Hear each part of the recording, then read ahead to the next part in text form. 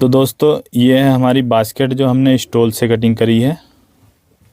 ये देख सकते हैं आप, ये बास्केट, और ये हमने लगाया है इस तरीके से क्रॉस में निशान, यहाँ से यहाँ 5.5 इंच का। तो इसका 5.5 इंच का हम मुंह बनाएंगे यहाँ पे पॉकेट का। तो चलिए इस पट्टी को हम इस निशान पे रख लेंगे। उसके बाद यहाँ से और यहाँ के लिए सीधा हम इस तरीके से 1 इंच का हम वो रखेंगे,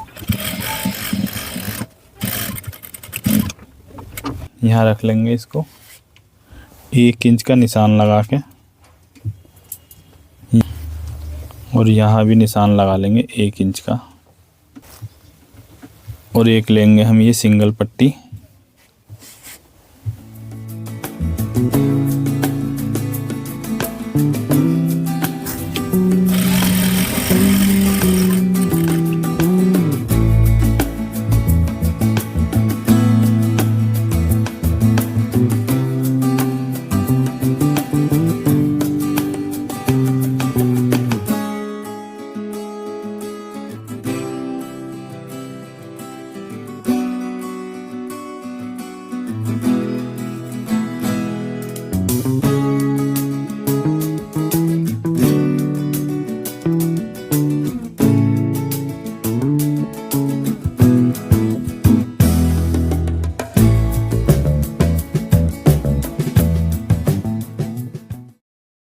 तो दोस्तों ये हमारी पॉकेट बन के बिल्कुल रेडी हो गई है।